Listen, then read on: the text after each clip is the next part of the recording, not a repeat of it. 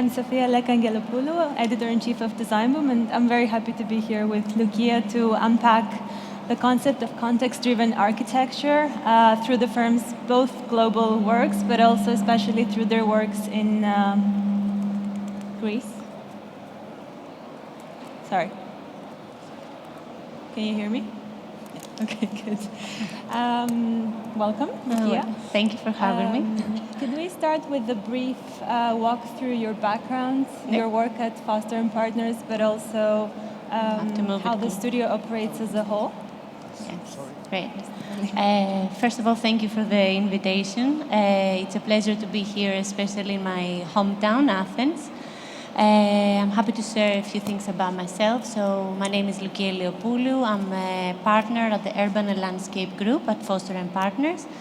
I study here in NTU or else 𝗦𝗻𝗄 architecture, and I completed my master's in urban design at the Bartlett in UCL.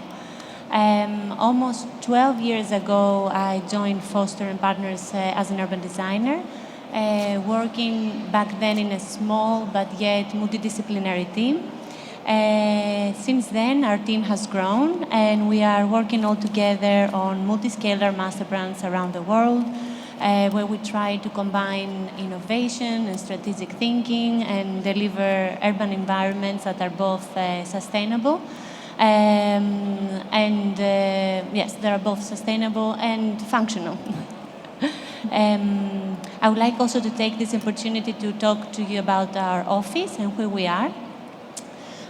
Foster & Partners is a global studio for sustainable architecture, engineering, urban design, and industrial design. It was founded by Norman Foster in 1967. And since then, he and the team around him have established an international practice with worldwide reputation. We have 20 offices around the world. We have worked on more than 450 projects, visualized here on this map, and we are around 2,500 employees. We work together, though, as a single studio, and we are both culturally and ethnically diverse. I feel that our design manifesto is very nicely expressed in this quote from our founder, Norman Foster. From the very beginning, our practice was founded on the philosophy of innovation, sustainability, and design. We continue to learn from the past and creatively embrace the challenges of the future with a firm belief that good design does make a difference. Our projects span across all scales, from iconic high-rise buildings like the very well-known Gherkin in London, the Hearst headquarters in New York City, and the recently completed tower on 270 Park Avenue. But also we design unique mid-rise offices like the Bloomberg headquarters in London, the Apple headquarters in Cupertino, and we design anything from bridges like the Millennium Bridge to spaceports, lunar habitations, and yachts. We also design master plans around the world, from very small urban interventions to large master plans at the scale of a city, and bespoke furniture. To support now this diverse portfolio, we have integrated architecture with structural and environmental engineering, urban and landscape design, industrial and interior design, technology and research, material research, filmmaking, procedural modeling, and many more. All these disciplines come together under the same roof at our London campus in order to communicate and share ideas efficiently, experiment and build together, and ultimately deliver a holistic design with an integrated design with a holistic approach. Now I would like to share a small clip that shows our life in the London campus and how all disciplines come together. There should be sound on.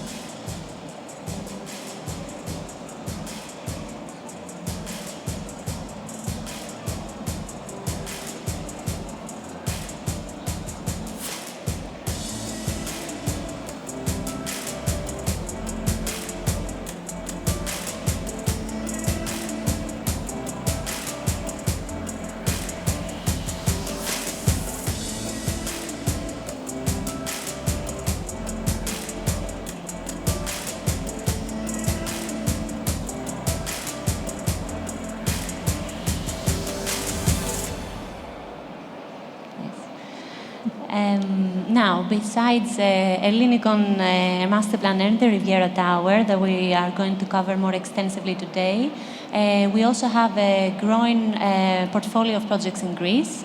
Some of them I can show you today. The first one is the transformation of the historic 𝗦𝗍 brewery in Thessaloniki, a project that was recently announced.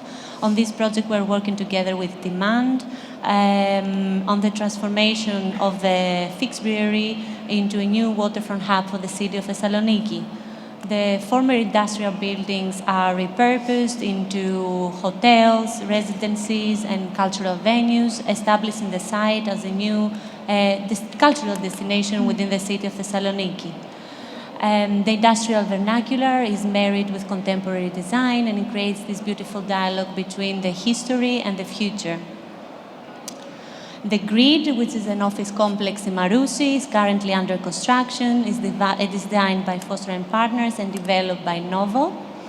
And lastly, with Novo again, we're working on the transformation of 25 industrial buildings in Tavros, in Piraeus Avenue, into a dynamic mixed-use neighborhood and an arts district. So, going into the Ellinikon and the Riviera Tower, which is, I guess, the most major ongoing project you have at the moment in Greece. Could you walk us a little bit through the concept and also the current status of these projects? Great. And the development? I'll be happy to. So the Ellinikon Masterplan. I believe most of the people are familiar with the Riviera Tower, designed by Foster & Partners, but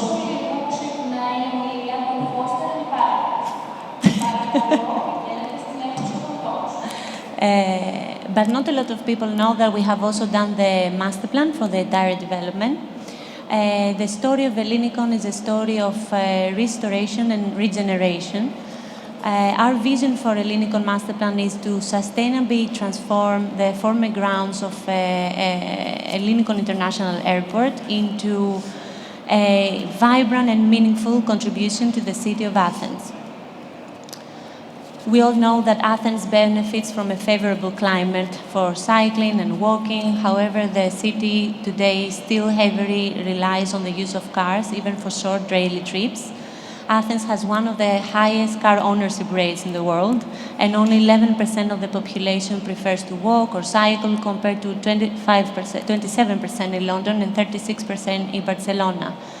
This is due to, of course, some infrastructure gaps, such as limited public transport coverage, congested sidewalks, limited cycle lanes, lack of shade and greenery in the streets. With Ellinikon, given the large size of the site and the strategic coastal location, we saw this extraordinary opportunity to reimagine urban living within the metropolitan context of Athens. And we wanted to create neighborhoods that are greener, more walkable, and more sustainable. The aim is, from the beginning, we had some core sustainability principles established that drive us throughout the design process. We want to create vibrant and resilient neighborhoods. We want to reserve at least 60% of the land for greenery to meet our human need for access to nature, but also tackle the future environmental challenges and climate change. We want to ensure that we have climatic responsive design for both buildings and public spaces that maximize outdoor comfort throughout the year. We want to ensure that the landscape is native, adaptive, and resilient.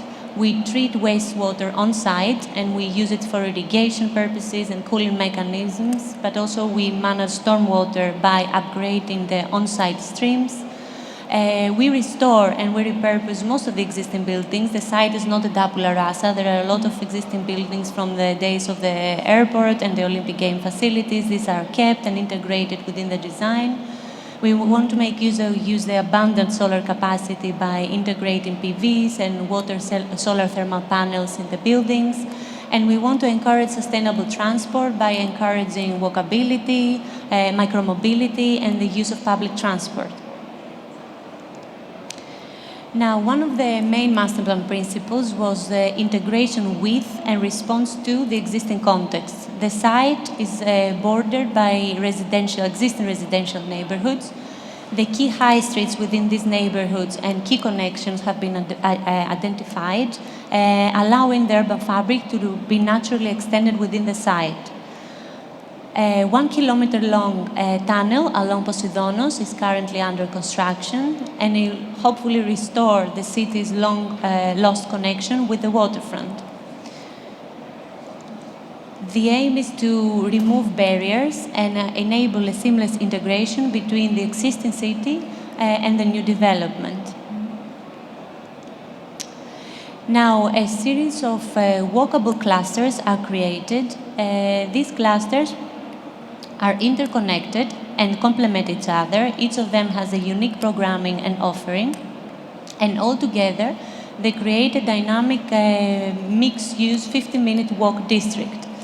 This is a strategy that has been increasingly adopted in cities around the world. Within the Masterplan also there is a well-balanced mix of residential, hotel, office, education, hospitality, retail, cultural entertainment. These neighborhoods are designed to be self-sufficient. They have local shops, schools, medical centers, and they provide residents convenient access to services or employment opportunities and leisure. This way, we minimize the need to use car on a daily basis, we promote walkability, and we reduce carbon emissions.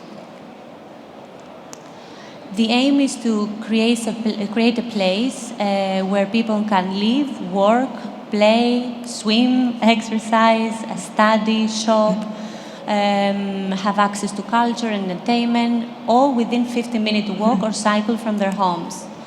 We want to cultivate an atmosphere of an urban center that is immersed in nature by balancing fast-paced and slow-paced environments that reflect the Athenian lifestyle and the local culture. Now, these mixed-use neighborhoods frame and activate a very large park that lies at the heart of the site. The Metropolitan Park is comparable in size to Hyde Park in London. It's almost 2 million square meters. And it will be the largest coastal park in Europe once completed. This park offers this unique experience of having nature at the heart of the residential communities. And when it will be completed, it will dramatically increase the allocation of open space per resident in Attica. When we were designing the Metropolitan Park, we had a very big question whether a park of this size will resonate with the Athenians, since historically large urban parks haven't been the primary social anchors such as the urban plazas. To ensure its success, we had a few principles in mind. First of all, we wanted a balance between active and calm. So we have designed large unprogrammed green areas to offer this detachment from the city's intensity. And there are other areas that are more activated with the use of anchors or repurposed facilities that invite people in. We wanted also the landscape to be rooted to the place, to reflect the local character, the biodiversity and the fragrances. The park also celebrates the site's airport heritage. There are a lot of amenities and facilities from the airport that are kept and are repurposed. For example, the airport hangars that become cultural venues, and the previous runways become promenades within the green. And of course, we wanted to prioritize access and outdoor comfort throughout the year. There are 50 kilometers of shaded walkways and cycle lanes within the park that stitch together the existing neighborhoods with the new neighborhoods and provide access to the park. And this way we want to make sure that we promote walkability and outdoor comfort throughout the year. See now the first phase of Ellinikon Park, the Experience Park, being so enthusiastically embraced by the local communities is very rewarding. And I think it shows that Athenians are ready for new types of open spaces if they are rooted to the culture, to the climate, and to the daily life. Now, the big scale of the Metropolitan Park is also complemented by smaller open spaces that act as social anchors on a daily basis. These are a series of plazas and pocket parks that are integrated within the neighborhoods. from larger buzzing urban plazas to more intimate local meeting spaces and slow-paced boulevards. But also streets. The streets are designed and as seen as social spaces that reflect the Athenian lifestyle and accommodate all types of users and all types of activities beyond driving, something that we also see in most of the Athenian streets. Streets that are also designed with climate in mind and sustainability. They are shaded, they improve microclimate, but ultimately also streets that they feel safe, they feel vibrant, and they feel familiar. Now, the Riviera Tower. Along the Athenian Riviera, the 5-kilometer-long Ellinikon waterfront is punctuated by Athens' tallest building. The Riviera Tower will be the tallest beachfront building in the whole Mediterranean, and it stands as a symbol for the entire development. The Riviera Tower is I would say it's a prime example of biophilic design, and its height is balanced by the fine articulation of the form, which echoes the principles of 𝗦𝗽𝗿𝗁𝗁𝗍 and 𝗦𝗽𝗁𝗍, a typology that defines most of the Athenian cityscape. The design also draws inspiration from the cultural and ecological elements of the Mediterranean landscape, but also the massing has been designed from the inside out. The floor plate optimizes the residential and structural dimensions. It achieves high efficiency.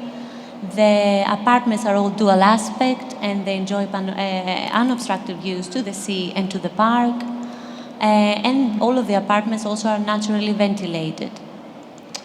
Now, the tower also embodies the vision for the Ellinikon Masterplan, where greenery lies at the heart of the communities.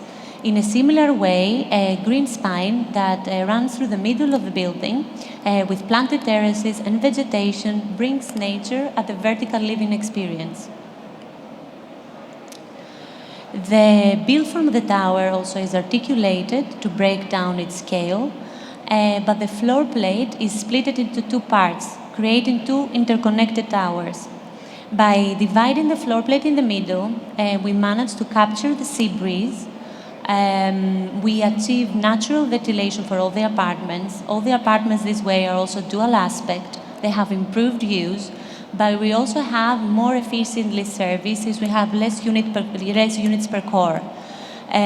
This strategy also improves the seismic resilience and the building stability, since it's on the coastal line, on the coastal front, and foundations were the key. The green spine that runs up the entire height of the building creates a cooling microclimate. The spine features private outdoor terraces, swimming pools, vegetation, and connects the adjacent units. The shade provided by the spine, the breeze control, the water elements, all these elements manage to bring down the perceived temperature by 10 degrees during the hottest months. But besides all of its other functions, the spine offers these amazing views towards the surrounding Gulf and the Metropolitan Park. Now, the floor plate has also been designed with flexibility in mind. The units can be divided or combined depending on the market trends, something that future-proofs a development of this scale. The orientation now of the tower managed to break down the speed of the prevailing north winds. The tapering of the floor plate creates less obstruction on the narrow sides. By opening the floor plate in two, as I mentioned, we managed to channel in the sea breeze, but also the central spine, the vegetation on the central spine and on the balconies helps further down, slow down the winds, especially on the higher levels. The organic design of the staggered buildings creates a dynamic threshold between the semi-private open space and the sea horizon, but in the same time offers solar shade and decreases, let's say, the need for mechanical cooling during the summer months. But also the balustrades. The balustrades have been designed with a local climate in mind. We can see that usually the middle section is glazed to maximize the views towards the sea, but the rounded corners feature open railings to help slow down the speed of the wind. The generous terraces and the balconies encourage outdoor living by blurring the boundaries between indoors and outdoors and create a favorable microclimate. Now, the project seeks to achieve the highest environmental credentials, and I believe it has been already LEED Gold pre-certified. The tower is designed with solar passive design. It has enhanced microclimate, and all the materials and components aim to be sustainable with low embodied carbon. Wellness also is a key, it's one of the main drivers, and it's at the center of the design with natural daylight, natural ventilation, access to green, reduced noise pollution being achievable across all the units. The lobby is elevated almost by 2 levels, and it creates a sense of arrival. It frames the views towards the sea. The views are framed by a 3-floor high lobby, and by lifting the lobby up, we also managed to fit all the parking requirements above ground, reducing the need for extensive excavation. Lastly, I'll give you the Riviera Tower in numbers.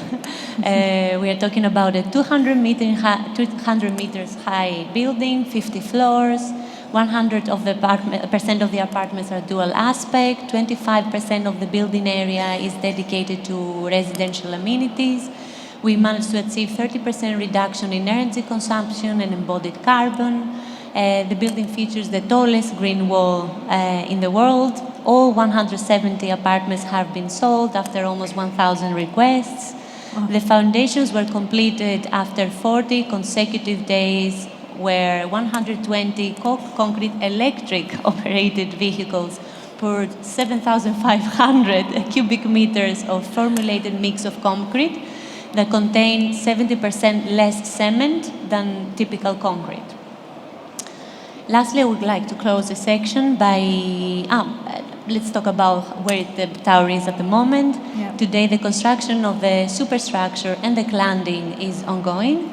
As of this summer, I believe it reached an important construction milestone. 25 floors out of 50 floors have been constructed, rising high at 113 meters, making it already the tallest building in Athens. And I would like to close this section with a video from the architectural team from Foster Partners that worked on the tower and they shared the vision.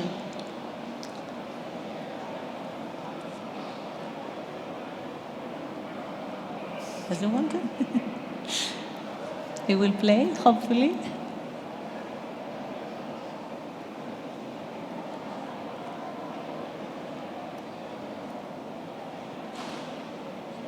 Can we make it happen, or we can move on?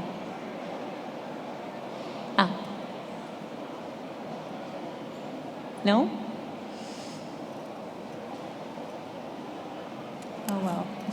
Okay. Maybe it's not. okay. I think I covered most of the I'll have to imagine. No, but thank you so much. It was definitely the most in-depth explanation of what's going on at the Ellinikon I've ever had, and it's very insightful.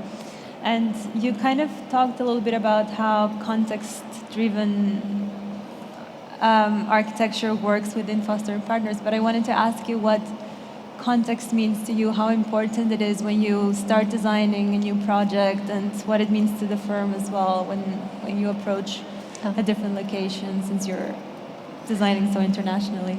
Yes. I would say that human-centric design, that is, let's have something to look at beside my face. Maybe we can have the master plan. I think, yeah, great. I would say that a human-centric design that is rooted to the local DNA of a place, that reflects the culture, the character, the local economy, the social dynamics, is one of the key design drivers across all of our projects. That's why I believe that in-depth context analysis is very essential, especially at the beginning of the design stage. And since cities are such complex and multi-layer systems, we bring together a team of different experts that come from different fields, such as we have usually architects involved, urban planners, ecologists, environmental psychologists, anthropologists, mobility planners, engineers, and also urban economists, which is also another interesting aspect.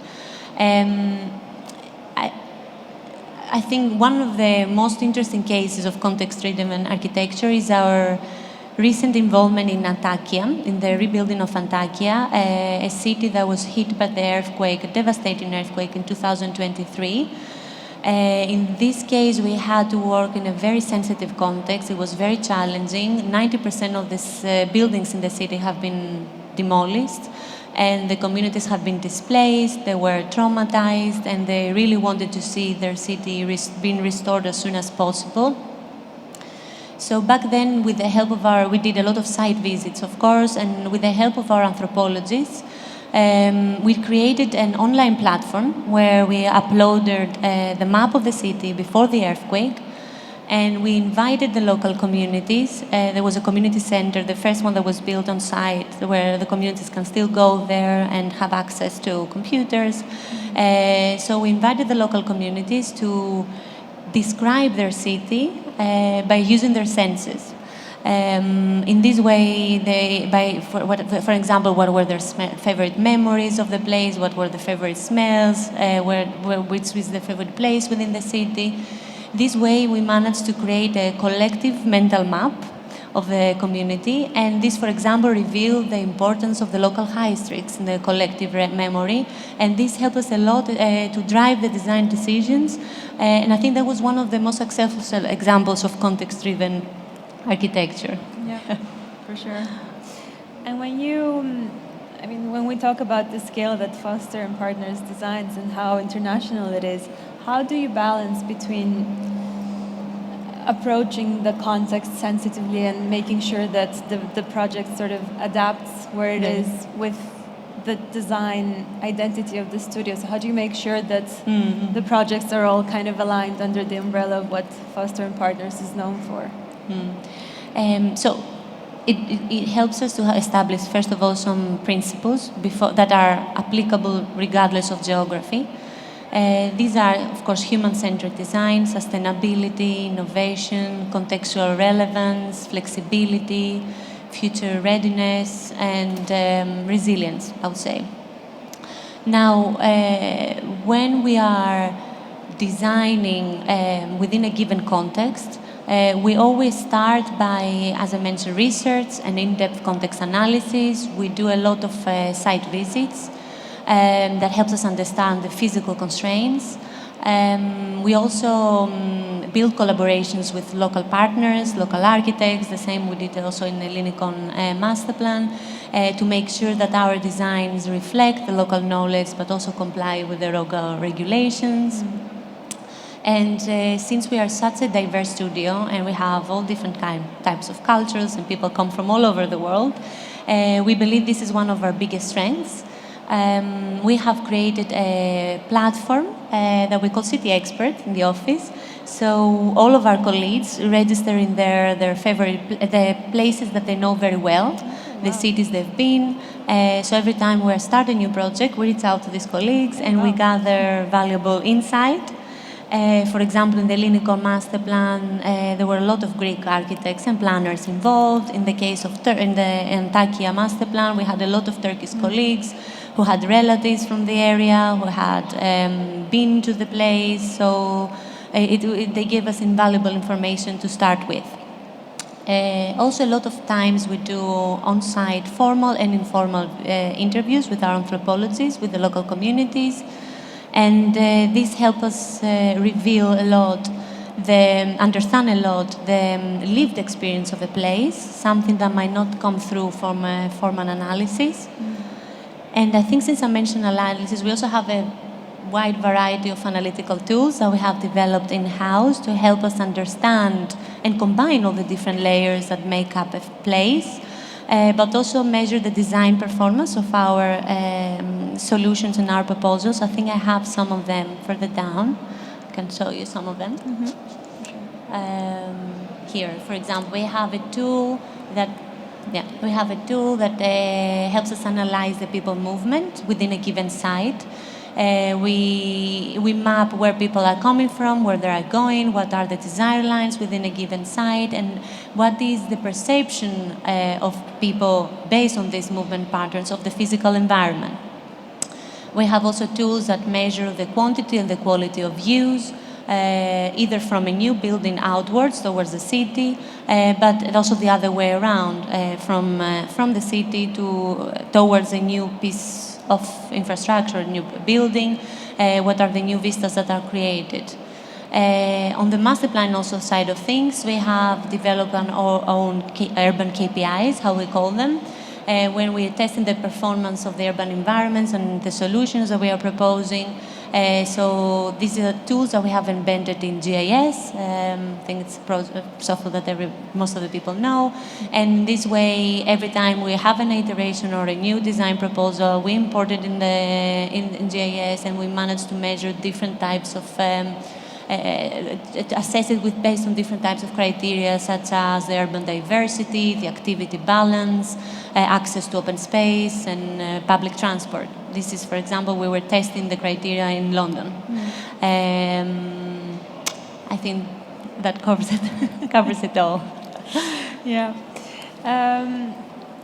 And I mean, having developed so many projects already here in Greece, and with everything that's going on at the moment as well, and the new project in Thessaloniki, are there some lessons that you've learned working in Greece that kind of inform the firm's broader international practice? Or how do you generally gather the information from the different places of the world? Yeah, I think Greece has, let's say, has layers upon layers of history, culture. It has a very strong identity, very complex social dynamics. It has a favorable climate, and basically has all the ingredients it needs to be a truly sustainable place where people can enjoy life outdoors, they can walk, cycle, and use the abundant solar and wind resources. I think Athens it's very few European cities, I would say, have the opportunity that Athens has today to reinvent itself through the transformation of a site that is that large and so centrally located within the city. And I personally see Ellinikon as a unique testbed to explore and test new ideas, innovative solutions, new urban typologies, introduce a sustainable way of living. And I'm looking forward to see how the Masterplan evolves over the coming years. And hopefully it will spark a wider series of transformative initiatives within the city of Athens. Yes. Yeah. And I think since the topic today was the integration with the local context, I think I covered most of the integration strategies during the talk, but I can also talk a little bit about, summarize the integration strategies within the Ellinikon Masterplan. Sure. First of all, with the Ellinikon, the integration is achieved by celebrating the past, I would say, connecting with the present existing neighborhoods, but also responding to the future regional dynamics. For example, the offices, one example, are located along established existing boulevards. The local retail is in most cases is located along the existing local high streets. the ecotops. There are proposed ecotops along on the Metropolitan Park that create this gradual transition from the mountain to the sea. The archaeological sites are curated and they are connected with walkways. And the airport heritage is also celebrated together, like most of the Olympic game facilities and the airport buildings are kept and integrated within the design. With the Riviera Tower. The Riviera Tower, for example, is a building that is designed with local climate in mind.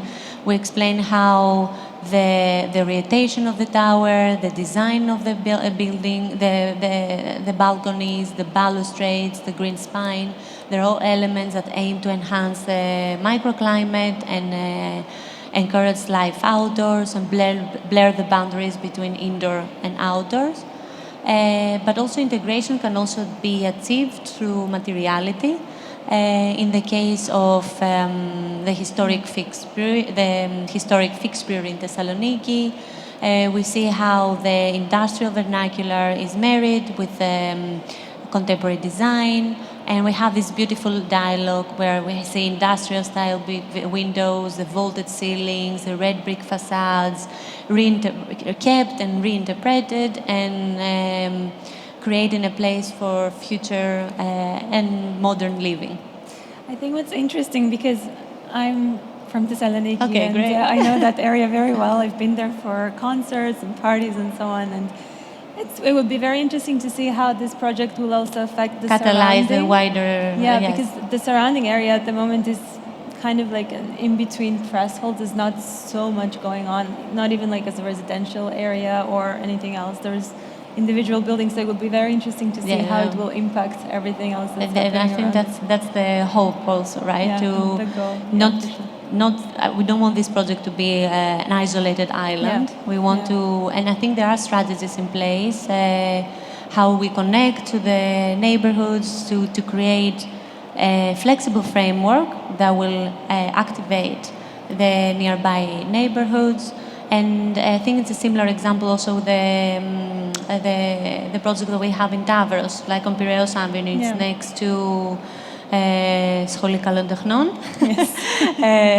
And we saw this as an opportunity to create a new arts district to complement the use of the school.